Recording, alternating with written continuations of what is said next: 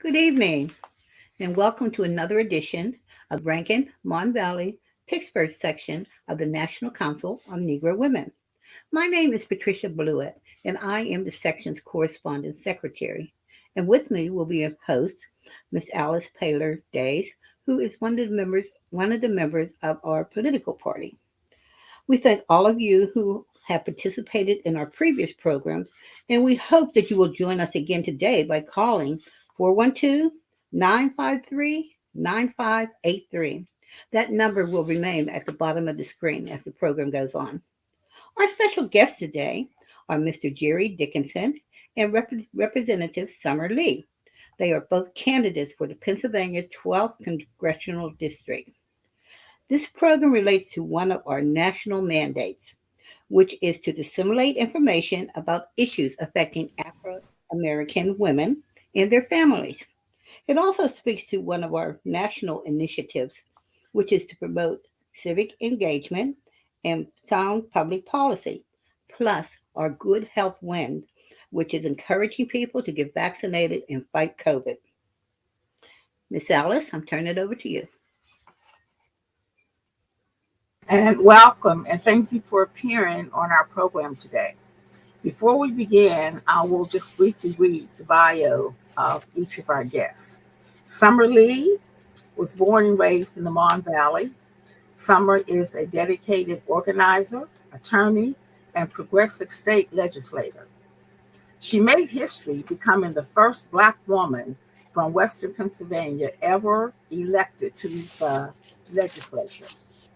Now Summer is running for Congress in Pennsylvania's 12th Congressional District to deliver real power for our communities and real progress towards economic, racial, and environmental justice. If elected, she would again make history as the first Black woman ever elected to Congress from Pennsylvania. She is running a people-powered campaign to build a brighter future where all working people can thrive. Our second guest is Jerry Dickinson. Jerry's journey through life does not look like most. Born into poverty, he was separated from his parents at a young age. He came up through the Allegheny County foster care system and was placed in a multiracial foster home that sheltered 11 other youth. From there, the statistics said he was more likely to end up on government assistance than to graduate from high school, much less college. But Jerry was determined to break the trend. Today, he is a law professor at the University of Pittsburgh and a Democratic candidate for Congress in Pennsylvania's 12th Congressional District. And I welcome both of you to our show this evening. Yes, welcome. Now, I'm going to go over the process that we're going to follow today. First, we're going to give the same question to each guest alphabetically. So, Mr. Dickinson, you will be the first one to be asked a question, and then Ms. Lee, you will follow afterward. Now, so you both will have 2 minutes to answer the question. And we will be keeping track. So if you hear a little bell ringing, that means you have reached the end of your time. Each person will have that 2-minute warning, as I said, and you'll have the bell will ring. And the host will go over to the next person. If the person refuses to stop talking, we will attempt to mute the person so that the next candidate can answer. So we don't want to go there. So everybody, 2 minutes. All right. Ms. Alice, do you want to start with the first question? Oh, yes. We'll start with the first question to Jerry Dickinson. We'd like to know what led you into politics? Sure. Well, thanks so much for hosting this important event. I really do appreciate it. And for me, getting into politics, I never thought I'd run for office. Never, planned to become a politician. I think there are three things that really led me into becoming a candidate for Congress. The first one is just realizing that my unique journey through the foster care system is one that many politicians and persons in Congress don't have. Growing up in a multiracial foster home, coming from at-risk environments, broken homes, and tragic circumstances, that has shaped my worldview. All my brothers and sisters and I have been through addiction. We've been through homelessness, joblessness, poverty, incarceration. Those are issues that many Americans are dealing with. And I come to Congress with that worldview immediately in many ways that other congresspersons don't. Number two, being a father and parenthood. I have two young daughters, a 4.5-year-old and a 1.5-year-old, and I'm looking at the world that they're growing up in, and I'm deeply concerned about the world that we're leaving behind for them and making Pittsburgh a better place for those two girls and for millions of other children like them. And then three, Donald Trump upended our world, the political world, in so many different ways. And now, as a constitutional law professor, I come with a substantial amount of experience, and as a civil rights lawyer, a substantial amount of experience to take to Congress to fix our democracy and get us back on the right track. And those two things are extremely important for me in making change and going down to Congress and being a leader here in Western Pennsylvania. So. Thank you. Thank you. And Ms. Lee, what led you into politics? Yeah, it's so good to be with you all tonight. Thank you so much for hosting us and having us. I think I similarly took a kind of non-traditional route. Politics was not something that I believed that I would ever enter or could ever see myself in either. I grew up in the Mon Valley, and for me, it was really recognizing the ways in which racism are cyclical. And inequality is cyclical. But what I noticed is that I'd rarely heard leaders, whether they be political leaders or business leaders or community leaders, I'd not always heard them talking about those connections and how when you are poor and you're Black, you're more likely to live in communities with environmental hazards, or you live in those communities. Those are the same ones where your schools are most likely to be divested. There are fewer job opportunities in those communities, and yet these communities are also transportation deserts, food deserts, medical deserts. And when I was looking, I realized it was my own community. So my kind of entryway into politics was through organizing, right? Figuring out how can we start to empower these community members who are rarely seeing themselves in the process, rarely seeing themselves in their political needs centered. How do we break this cycle of politicians will come to us when it's time for an election cycle, or they'll send us a representative instead of us sending the system our representative. So I started to organize, and I started with our school board, and then started with workers. And then that's how someone said, you should run yourself. And that's how I ended up running in 2018, talking about those same very issues and organizing around them and expanding the electorate. I really believe that when people see themselves reflected in this process, when we have people who look like us and sound like us and navigate society like us, then we can actually start to address those issues with the urgency that we need. The reality is that because we don't have Black women in office, we can't be surprised that Black women have the worst outcomes in Pittsburgh, that we have some of the worst outcomes in the country. We can't expect our solutions to be centered when we are not there. So that's the opportunity we have, and that's why I'm running for Congress now. Thank you. Okay, thank you. Okay, Ms. Lee, we're going to start this question with you. Why do you think that you are the best candidate for this congressional seat? Thank you. Yes. I think that the thing about Congress, and I'm so in elected office in general, I'm so excited by the opportunities. I'm excited by the options, because rarely do we have them. For 26 years, we've had the same congressperson, and folks have rarely got to see other people. When I think about what I bring to the table, it's really a recognition that the thing that has kept us or not, the reason why we've not achieved racial equity or economic justice is not because we just not had a clever enough person, right? And I believe we have clever and smart people here. I think that the thing that's kept us from those is recognizing and really being able to connect to movements. The thing that I bring to office and to my legislating is this concept of co-governing. How do we build a coalition that centers poor and working people and Black and brown people? How do we ensure that we do that in every single step of the way, in every single one of our processes? That's how I view government. I believe that we have to be progressive in our policies, absolutely. talking about healthcare for all, talking about environmental racism, talking about housing justice and economic justice and transportation and how those are interconnected is very important. But I think that even more than that, we need folks who are going to be progressive in their politics. How do you move and navigate the political system? Who are you building with, and for whom are you building with? Who are you building power with? And that's where I've seen, and that's where I think I've kind of made my mark, right? My willingness and my ability to fight, to stand in a gap with poor and working people, to stand in a gap with people who are disempowered, and really saying that we are going to not equivocate, that we won't compromise, that we will tackle the hardest issues first. That's my philosophy, and that's the way I've done it. And I believe in doing it from the ground up, from the grassroots, with the very people who are most impacted and most vulnerable. Thank you. Mr. Dickinson, the same question.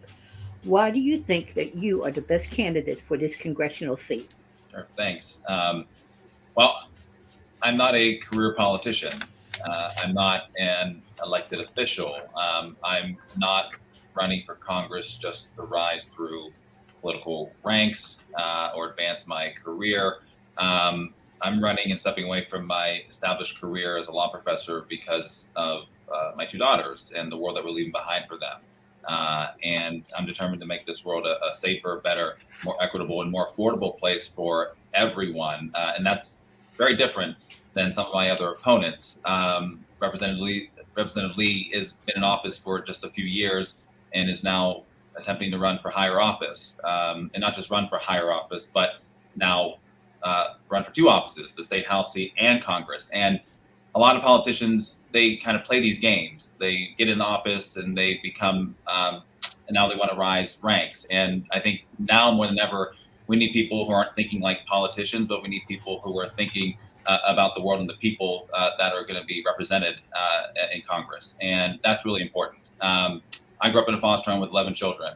I've seen the problems that are affecting people in this district firsthand, whether it be joblessness, homelessness, poverty, addiction. And so instead of being a politician, rising the ranks and going to Congress, I'm stepping away from my position right now to do this, to go down there to Congress and bring these experiences to a body, Congress, that doesn't have a whole lot of people like me or coming from places like me.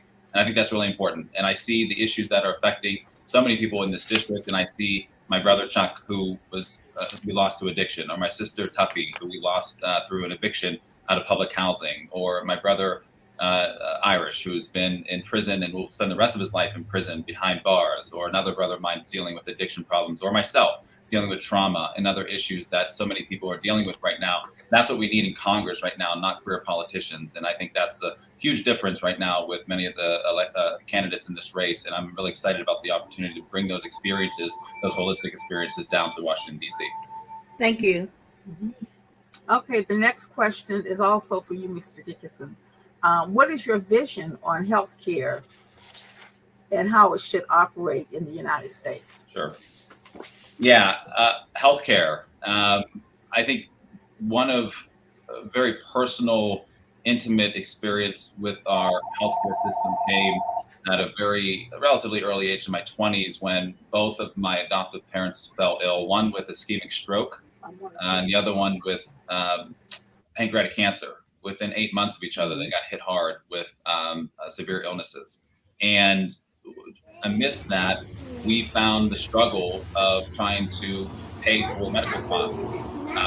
The amount of money that had to be taken out of savings for my parents, and dealing with the financial crush, prescription drug prices skyrocketing, not having access to home care and long-term care, Medicare Advantage not actually providing the services that my parents needed, having to navigate those systems and also work with Medicaid to try and get access. I mean, these are problems that millions of Americans are dealing with, and we as a family dealt with it. And so for me, it seems absurd that we have to have people navigating these difficult healthcare systems when we can have Medicare for all, when we can have our dental and vision covered by the government. We can also have long-term care covered by the government. My mother is disabled. She needs access to these resources, and our current system does not provide those. And so for me, that's how our system should be working. It should be equitable. It should be available for everyone. The government should be the one providing the resources for everyone. And that's why I hope to go down to Washington, D.C. and bring these experiences, very intimate experiences with our healthcare system to the House floor to help fight for Medicare for all so that we have it here for everyone. And I'm also cognizant of this with my family, with my wife, my 2 daughters, and the costs that it imposes on families. Extraordinary costs that we have to pay in order to just have access to healthcare when that shouldn't be the case. Co-pays, absolutely absurd that we have to pay just to go to see the doctor, and premiums and a number of other aspects of our healthcare system. So for me, getting the Medicare for all universal healthcare is extremely important. It would help solve a lot of the issues I just talked about, and I'm looking forward to going down to Congress to do that. So. Thank you. Miss Lee, Yes. do you want to hear the question again? No, ma'am. Okay. This is one that has been central to my advocacy and to my work from day one. Healthcare is a human right, period. It is a human right, which means that every single person in this country should have quality health insurance. Every single person in this country should have access to the care that they need, whether it is medical, dental, mental health care, postpartum care, and maternal care. All of that should be in our system. It should be inclusive, right? Right now, the United States pays more per capita, right, than any other country, and we get far less. That's why we must move to a Medicare for all system, right? A single payer Medicare for all system. It would offer all of those things that I just mentioned. It would ensure that every single person is insured. It would ensure that our seniors and our disabled and our folks who are sick aren't being overpriced out or not able to afford their prescription drugs. It would allow the Medicare system to negotiate those prices, and where they would refuse, it would allow us to have generics, right? So that we are not now seeing people have to go to Canada to get their insulin, right? We would then see a system where our students aren't worried about whether or not when they turn 24 or when they turn 21 or whatever age it'll be that they're going to age off of their parents' insurance.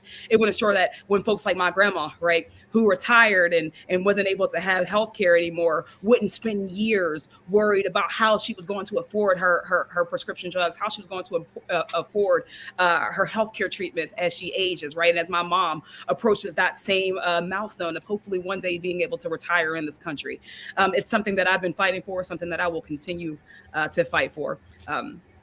So yes, Medicare for everybody. Okay, thank you.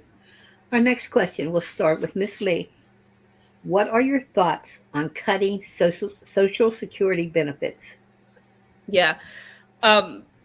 Very clearly, right? Social Security is one of our country's most successful programs. And we've been seeing attacks on it in recent years, right, by politicians, particularly right-wing folks who are always kind of attacking this program that is really keeping so many of our seniors, right, and our aging populations afloat, right? This is something that folks have worked for and they've paid into throughout their entire careers and their entire lives. And it's what they're owed. You know, our elders, all of us, our workers, they all deserve to retire with dignity. So I will fight any attacks on Social Security benefits at the federal level. That includes Republicans pushing to raise the age of eligibility or to cut like necessary cost of living adjustments. That's what we have been seeing, those attacks that we've seen, and we have to stand up against them. Thank you. Mr. Dickerson, same question. What are your thoughts on cutting Social Security benefits? Yeah, I've prepared Social Security applications for both of my parents' SSI applications for my siblings, whether it be disabled or through low-income status. Pretty familiar with these processes, and it's extremely imperative that we keep Social Security intact and that we don't cut it. There are efforts by Republicans, and there are some Democrats who don't seem to be very open about their real position on Social Security, and that's a problem, especially in Congress. This is a lifeline for a lot of folks, and including my family, my brothers and sisters, and my parents who have been benefiting from it for years. So we got to make sure that we don't cut it. The pandemic, of course, has caused a lot of the problems with the Social Security program right now. Why? Because we had unprecedented unemployment. And as a result of the unemployment, we didn't have payroll taxes going into Social Security. And so we have a gap. And so now we're in a position where we may not have this funding that we need in 2030, 2040, 2050. And that's concerning, deeply concerning. So when I'm in Congress, I hope to be on the Ways and Means Committee, which has a subcommittee on Social Security, to actually work alongside congresspersons to ensure that we fill those gaps so that we have Social Security all the way up through its date of 2075 through 2090. That's extremely important for me. We're going to have to continue to expand access to Social Security as well. And the other thing I want to say here is that one thing I plan to do when I'm in Congress is as part of constituent services, I'm going to have a number of field workers and caseworkers through my office that would actually go to neighborhoods all throughout this district to be able to assist residents and voters with their applications when they need assistance with it. Instead of people having to come to my office, we're actually going to dispatch workers to actually be able to do that and help folks, because there's a significant amount of people in this region who are having problems with their Social Security, their application. Sometimes it's getting denied and they need help. And one of the easiest places to get that help is through their congressperson. And I look forward to doing that. So, Thank you. Yep. Okay, and Mr. Dickinson, this question is for you. Sure. What are your views on Pennsylvania's redrawn congressional map? The redrawn congressional maps. Yes. Well, the most recent one, well, it's a long process that has been going on for quite some time. The 2020 census had to be completed, and then we had to redraw the maps. That's by federal law. And the most recent map that was actually prepared, I think, what they call it one of the least changed maps, from what I understand, and one of the fairest maps as a result. There's a National Democratic kind of redistricting committee that actually led this anti-gerrymandering efforts by one of the former Attorney General, Eric Holder. And that map was actually chosen by that group that actually created it. And, as a result, we got one of the fairest maps here in southwestern Pennsylvania, across the board, which is really important. Obviously, these maps are also always going to be contested by some folks. There's no doubt about it. And not everyone's going to be happy about it. That's just the part of the dynamics here. Had a second map been chosen by the state Supreme Court, the second map or the runner-up map, I would have been placed out of the current district. And so, it depends on what map is chosen. But I'm very excited about the idea of being able to represent the district that I live in. My wife and two daughters and I live in Swissvale. We are inside the Congressional District number 12. And certainly look forward to being a part of the community and part of addressing the issues and concerns that people have in this district as we move forward and as they go down to Washington, D.C. So, yeah. So congressional redistricting process is fraught. It is a process that there are so many behind door dealings and conversations that go on. And what I know through my legislative experience and my 3 short years of being a career politician, what I've learned is that these folks have a lot of calculations. They think about a lot, whether there will be a blue lane or a red lane. How do we keep Democratic seats? How do we make sure that we are going to have Democratic or Republican victories? And what we hear often about in gerrymandering is that exact dynamic, right? Democrat versus Republican.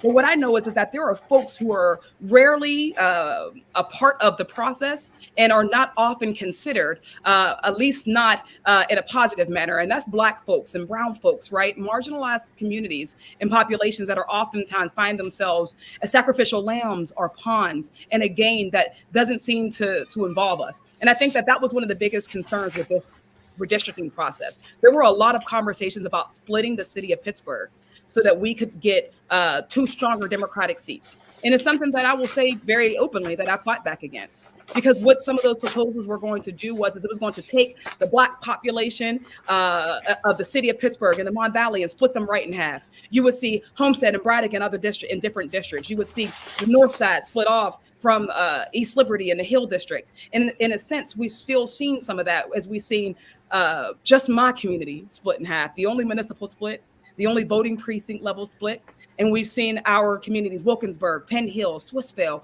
communities that need intentional representation now finding themselves in districts where they will likely get no representation at all. And I think that as we look at how we are moving as a party, how we're moving throughout this next decade to ensure that we are creating the conditions that Black and brown people can organize, that they can build power so that we are not just voters, but also saying that we can build, we can represent ourselves, that Black women should get to run for office. That's what we have to be careful about in these processes. Thank you so much. Okay, Ms. Lee, you're going to have a chance to answer this question first.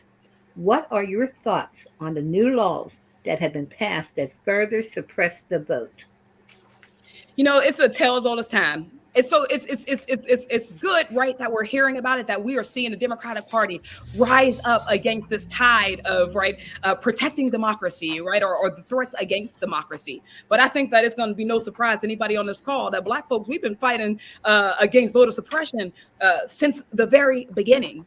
Since the very beginning, Black folks have been fighting against anti-democratic bills. We've been fighting back, whether it's been poll taxes or the grandfather clause, right? We've been fighting back when we didn't have constitutional protections yet, right? We fought up until the Voting Rights Act. And we knew that the right to vote has been something that we were always going to have to continue to fight for, because people who don't want to see marginalized populations grow in power, we're always going to fight back. And that's what we're seeing right now, right? We saw that, of course, we're seeing that now in Pennsylvania, where our Republican Party has been fighting tooth and nail to audit the election, right? To claim voter fraud, widespread voter fraud. We're seeing it with Republicans who, after finally getting some progressive voting laws in our state, right, with Act 77, which has allowed us to early vote, which is allowing more access to the ballot, as it expanded the amount of time that folks could use to register to vote. They went to the court this year, and it was actually overturned in the Commonwealth Court.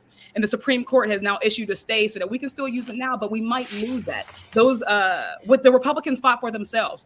So we have to be very serious about what we are fighting and who these threats most impact. Right. We know that the folks who are going to be harmed most by this are Black and brown folks, by poor folks, by seniors, right? Our elderly, our disabled, people who already have limited access to the ballot. And I want to make sure that we are talking about what we should have, right? We should have same day registration. We should have the franchise extended to every single person, right? Whether they're incarcerated or not, really, but there's no excuse for why someone who has a felony conviction should never be able to vote again. And in Pennsylvania, if you have one, you can never run again. Those are things that we should really be fighting for. And I think that at the congressional level, with the House, the Senate, and a presidency, right, we need those laws. So we have to get rid of the filibuster so we can pass them. Okay, thank you. Mr. Dickinson, can you also answer that question? What are your thoughts on the new laws that have been passed that further suppress the vote? I'll talk about them nationally, since we're running for Congress. And, you know, nationally, we've seen this across the board, 25, 30 states or so since 2021, mostly Republican states that have passed extremely restrictive voting laws, and they are attempting to disenfranchise Black and brown communities from voting. I mean, that is clearly what the efforts are here. And it's disturbing, to be quite honest with you. We saw the insurrection on January 6th of 2021, and then the outgrowth of that is more restrictive voting laws. And we're gonna have to fight back against it. I mean, some of these laws, they harken back to an era where, these were Jim Crow laws. And now we're seeing this again. Driver's license requirements, identification requirements. They're going to start restricting drop boxes for our mail-in ballots. They're going to start restricting ways that you actually can register for your mail-in ballot. They're going to find ways to stop you from actually getting in the line to vote. I mean, all these laws that are being implemented are really problematic. And I think at the congressional level, Congress can do a lot to stop this from happening. I mean, the first thing is to pass the John Lewis Voting Rights Act immediately. And that would actually require many southern states that used to have extremely restrictive voting laws to have oversight. They're going to have to get federal approval from the Department of Justice or federal courts to actually pass new laws, so that they can't actually circumvent Congress and disenfranchise millions of people. That's really important. So we're going to have to pass that. We're also going to have to pass the Freedom to Vote Act. That's imperative. Right now, Congress should be in a position that it outlaws gerrymandering across the United States. So you don't have all these different states passing gerrymandered districts. Congress can ban it outright, and I plan on getting to Congress to do that. Obviously, we're going to have automatic voter registration. Why should we have to go through all the hoops and the hurdles and the administrative barriers just to be able to vote? That shouldn't be the case. You should be able to do it automatically. Election day should be a holiday so that everybody can vote. Right now, I mean, there's a lot of folks who just can't get off work on the day of an election to go and vote. So it should be a holiday. These are just a number of things that can be implemented at the federal level, and I look forward to implementing them when I'm in Congress. Thank you. Thank you. We had a little bit of a problem with our television feed, but now everything is back online. And I want to say to our guests who are watching, please call in with your questions. The number is 412-953-9583, and it's running at the bottom of the screen. Thank you. Miss Alice? And Mr. Dickinson, this next question is for you to begin with. What is your best argument for or against legalizing recreational marijuana?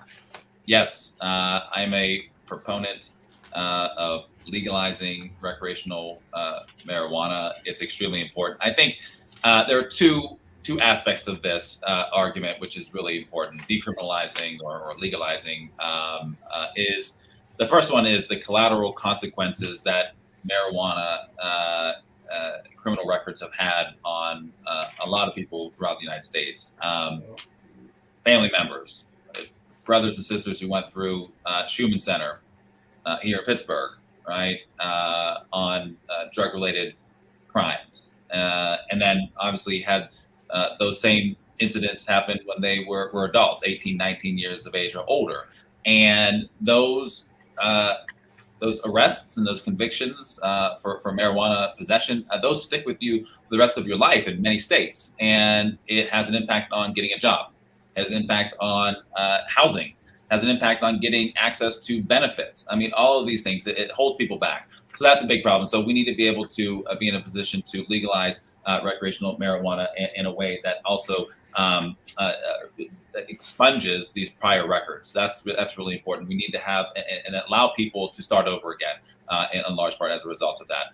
The other part here, which I think is really important, is the business aspect of it. There is a multi-billion-dollar industry that's ready to be activated. And that industry could have an immense impact on Black and Brown communities to provide for Black-owned businesses through the marijuana industry, which would help with equity, which would help with wealth building, which would help with equality throughout the United States and allow businesses to thrive in Black and Brown communities. That's extremely important. So by legalizing recreational marijuana, we are activating that business structure in a way that is going to help our communities in so many ways. And I look forward to being on the front lines to be able to help push that agenda when I'm in Congress as well. So, thank you. Thank you. Thank you. And the same question for you, Ms. Lee. Yeah, I actually quite agree there. The war on drugs has ravaged the Black community. And I think that is something that we all have known, that it has touched every one of us in some way in our community. And as we've been seeing nationally, this effort to legalize or decriminalize marijuana, what we've been seeing is this very glib kind of approach to it that is saying, oh, now we will corporatize this and it will be an economic opportunity for folks who are want to make economic opportunities out of things that have otherwise harmed different types of folks, right? So we're Black and brown folks and have gone to jail for selling weed, right? For possessing, for smoking, right? Has been criminalized, over criminalized, and our incarceration system bloated, right? We now see corporations, we now see our white folks, white male folks, right, now gaining economic prosperity off of it.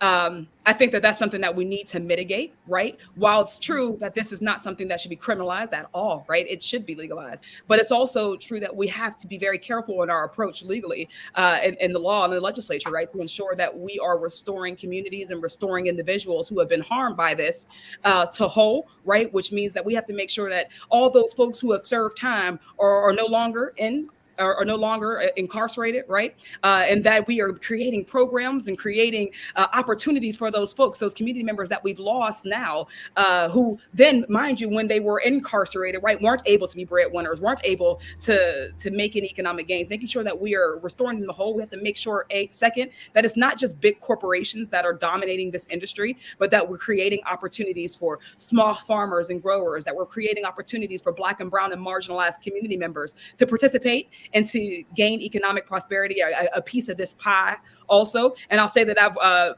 worked on this with some of my legislators here in the State House, right? In my 3 years, one of my biggest questions is that any bill that passes through Pennsylvania must come with expungement of records and clearing of the field so that Black and brown folks are not over incarcerated. Thank you. For our viewers, while the candidates are answering their questions, if you want to call in and ask a question, we're going to let them finish their question before we ask you to come online. So right now we have John, and he's on the line, and he'd like to ask a question. Hello, John. Yes, thank you. My question is to both the candidates is that where would you prioritize job training in regards to IT training, construction training, and health career training, which there are high-paying positions in the way the job market is going in Western Pennsylvania? Sure. Who would like to go first? Yeah, sure. So the question about prioritizing IT training, job training, and look, this is something that's extremely important. Coming out of the pandemic, we had extraordinary levels of unemployment. We're now kind of recovering from that, but there's a lot of people still left behind. And so one thing that we can do, and we have some of this through the infrastructure package that's been passed by Congress, is funding for job training at the local level for infrastructure projects. But that also includes IT training. And so one thing that has come through the infrastructure package is broadband access. And as part of that broadband access, there is monies there to help for programming for jobs training. One thing that we need to be sure about is that the monies that do get designated at the state level, they actually find their way to the communities who need it most. And historically, we found that not to be the case.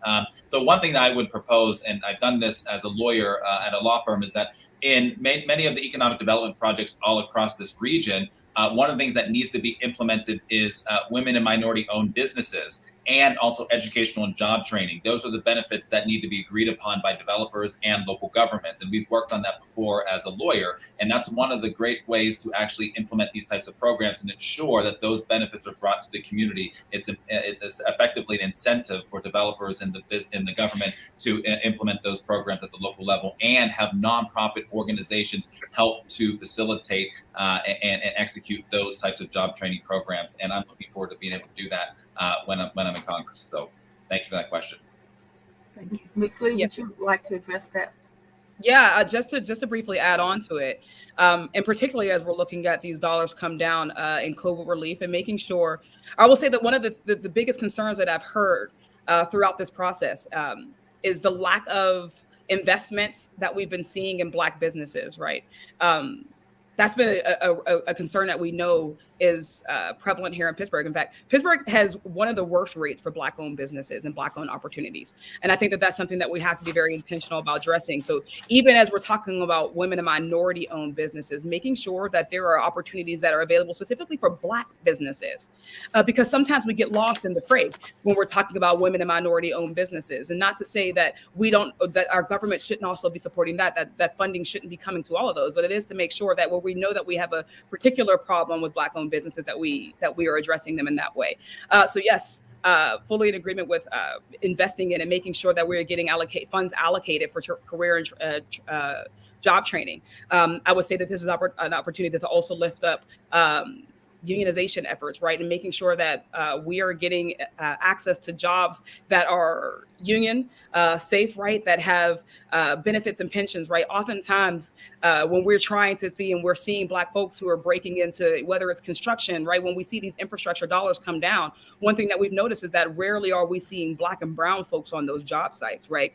But we also know that Black and brown folks have struggles in the unions. And that's something that we've having to work on, that we're having to kind of bridge those gaps to make sure that our unions, right? Whether it's our carpenters or our trades, are really implementing those programs that are going to ensure that Black and brown folks have a pathway and an entryway in, but that they're also supported when they get there, and that we're removing barriers to those, right? Whether it be the test, right, the P test, right, that we're so many folks can't get on these jobs because of marijuana, right, because of the drug uses, right? Where we're removing barriers to folks getting licensed, and I think that we have to think about that too.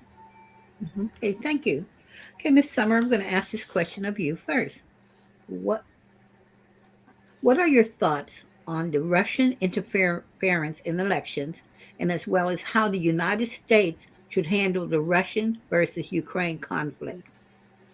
Yeah, Russia is a hot topic these days, and and when you frame it that way, the Russia-Ukraine crisis is something that is so devastating, right? And it's so prominent right now that you almost forget about what happened when Trump was elected, and the sort of in the bots and the social media interference that we were seeing.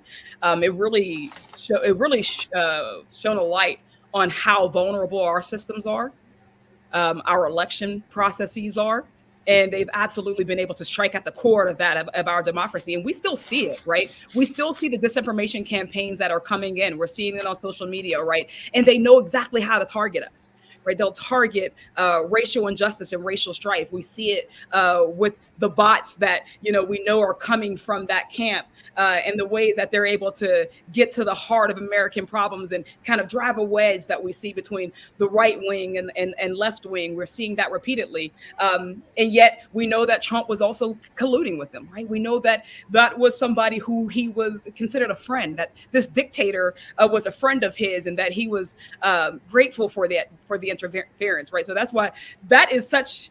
What happens with our democracy, what happens with our elections are so important right now, because it's such a slippery slope where we have come to.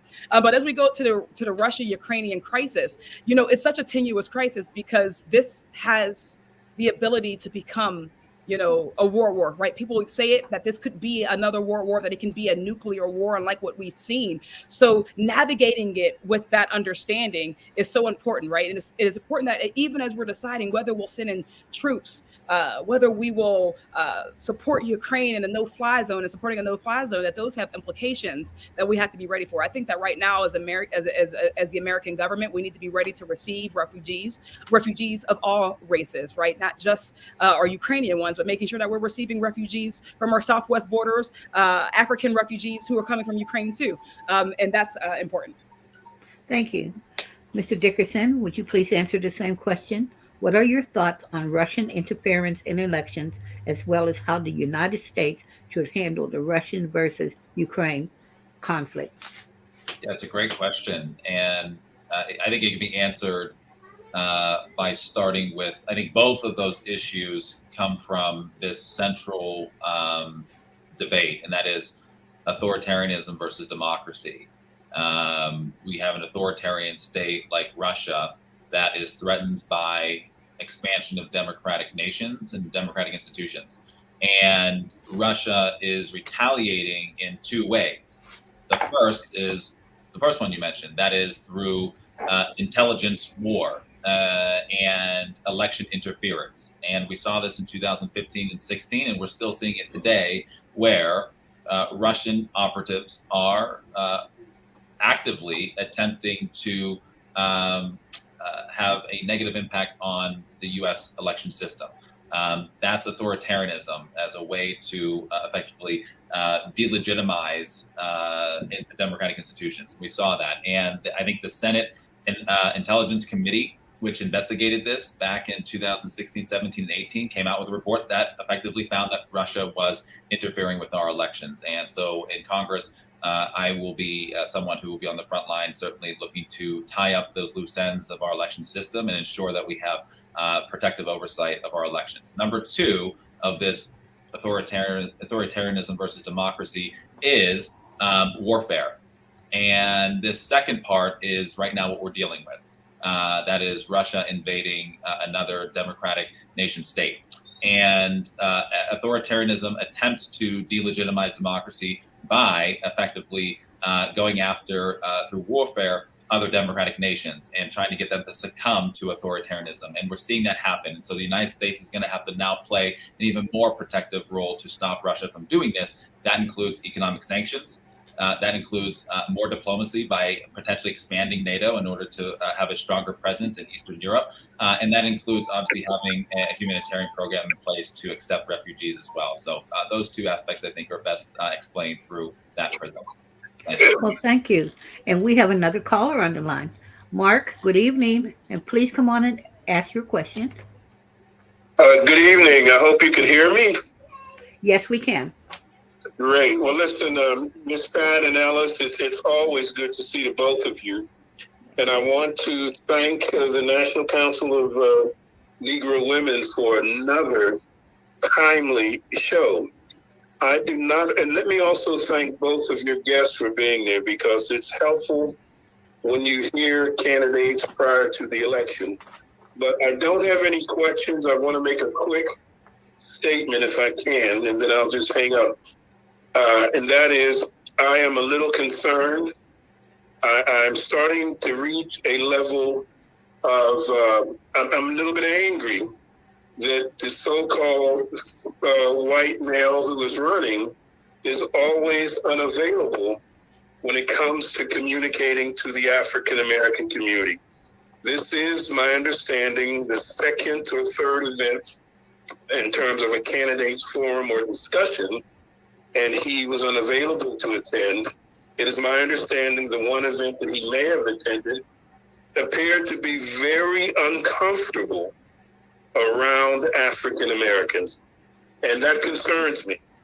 It concerns me because he is a producer there at PCTV. He has a great show there. He was endorsed by, I think, some kind of state Democratic Party. He was also endorsed by the present sitting Congressman Mike Doyle.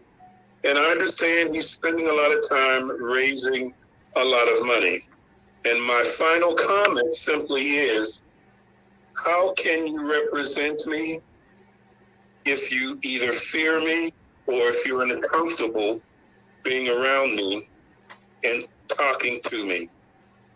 Thank you very much. And I do want to say that I am reaching a level of being offended, being active in the political process, and Mr. Steve Irwin is unavailable to come forward and to speak. Thank you very much. It's a wonderful and informative show. Thank you. Thank you. I'm going to ask both candidates, would you like to respond to his question or his statement? Ms. Lee? No, I don't think anything else needs to be said about that. Oh, okay. All right. Thank you. Or I'll say that it was said what needed to be said, in my opinion. Okay. Okay. Mr. Dickerson? Yeah, look, when you're running for Congress, you're running to represent everyone. And that means that as a representative, you are supposed to and must listen to everyone, and you must speak to everyone. The best representatives out there are the ones who take into consideration the concerns and the issues of everyone who lives in that district. And for anyone who's running for Congress, they should be available and ready to be held accountable and answer questions and be present for a candidate forum that involves the voters of the district. That's very important, because when you're in Congress, there's no way to get around not addressing the issues of everyone in the district. You're going to have to be held accountable, and it is extremely disappointing for a candidate not to show up to candidate forums. It's a respect issue, and it's something that should be called out, and that candidates should be held accountable for such behavior. Okay, Thank you. and Ms. Lee, yes, Ms. Lee, the question for you, based on the last comment from our caller, in your experience as being a state representative, have you identified any changes or legislation that you would push for relating to gender equality, sexual harassment, or gender identity in the military or related areas? As a state level politician, is not something that has come up very frequently. We don't deal, with the military. So it's not an issue that we deal with often.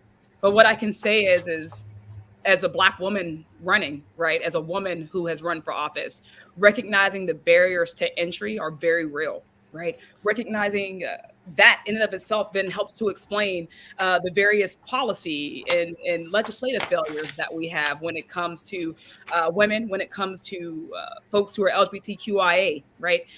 We have a number of those, I would say, gaps in our laws. Right, we recognize that we still have bills, legislation that would do and deal with fair pay. Right, recognizing that for women, right, it takes many months into the year before a woman has made that same dollar as their male counterparts in the same industry. And that's for all women. But when we think about Black women and Latinas, right, it's even longer to August and to October, which means that it takes Black and Latina women almost an entire extra year to make up the lost revenue or the same amount of revenue that white men make. That is a legislative agenda that is at the congressional level that we have to prioritize, that we have no excuse, but for the fact that there are not enough or infrequently enough Black women and brown women who serve in office so as to be able to advocate for themselves, right? Because what other reason do we have for why that has not passed legislation? So that's an issue that we've seen come up that we know is at the federal level when it comes to gender equity. I think that another issue that is not legislative is appropriations, right? Who gets resources, how they're appropriated. When women have business ideas, when they are looking to grow their companies, how frequently are they having friends in office who will navigate the bureaucratic process with them to make sure that they're getting grant fundings, right? To make sure that they're getting that foundation money. And that's where we're not seeing enough of support for women. So it can't just be legislative, it has to also be money. Thank you. Yes, Mr. Dickinson, do you want to address that, please?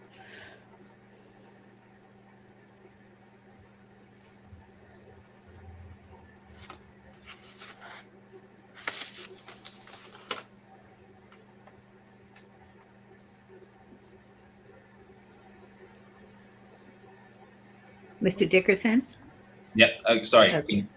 Yes. Can you ask the question again? Because I think it was related to. Okay. The question was, have you identified any changes or legislation that you would push for relating to gender equality, sexual harassment, or gender identity in the military or related areas? Yes.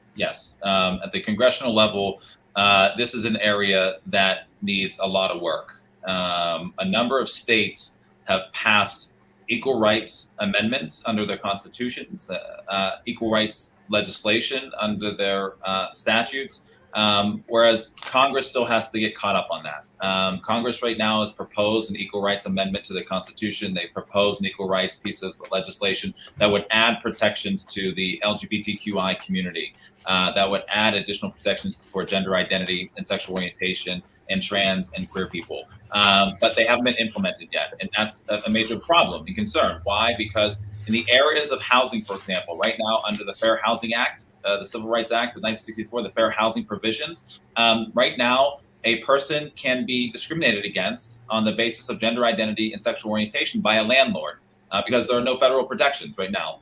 Federal courts have to effectively interpret those protections into the statute. Instead, Congress needs to be able to pass a new amended portion provision that actually provides those protections. Or right now, trans and queer people are not protected from employment discrimination under federal law. That's a major concern. We can't continue to talk about this country being a country of equality when we don't have those protections as is right now. And then the other aspect of this is access to universal care, universal health care, and paid maternity leave and paternity leave here in the United States, which is a gender and sex discrimination issue. There's a significant number of people who are not getting access to time off where they need it, and they're being forced back to work far too early, and then at the same time being discriminated against in the employment context. For those who take off too much time, they may actually lose their job. My wife and I are aware of this. We had battles with our employers, and particularly my wife, who had to deal with this when going on maternity leave and trying to get the resources necessary and the time necessary to be off. And I think that's a major problem. Millions of Americans and families, just like me and my wife and my two daughters, are dealing with this issue, and it's something I'm greatly concerned about and addressing when I'm in Congress. So, thank you. Thank you. Yeah. Okay, we're getting to the end of our program. We'd really like to thank both of you. Now you have 2 minutes to tell us anything you would like to make as your closing remark. So we're going to start with Ms. Lee.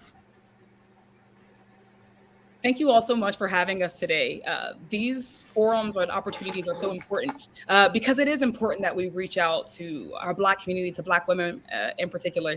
It's been an honor to serve these last 4 years, to break the glass ceiling of having representation for Black women at the state legislative level. We still have that glass ceiling to break at the congressional level, right? That we have never had a Black woman represent us, and that we are lacking in all of that experience and perspective that we bring uniquely to the job. This is such an important opportunity. I would argue that it's not a problem to have Black women rising the ranks, to have us starting at the state level and then going and running for Congress with our community's backing, that we are building and joining in coalition and movements that don't just raise me, but list all of our tides, right? Because when we run and when we serve, we're bringing together all of these backgrounds and these experiences that we've had. That's why I fight with workers and stand on picket lines and stand up against corporate abuse and corporate exploitation.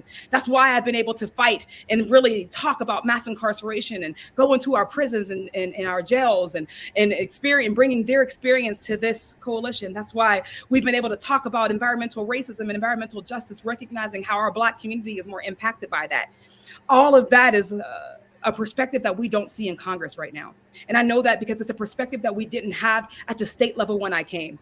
I'm proud of the way that I've been able to expand the realm of what's possible, that I see people thinking and talking about policy differently and fighting differently because they know that there's so much more at stake for people who they don't know, right? But now that we do know that these issues exist, we know that we have to show up differently, that we have to push, we have to organize, we have to fight, we have to protest. We need each of those combined if we are going to win on these big issues that we are facing.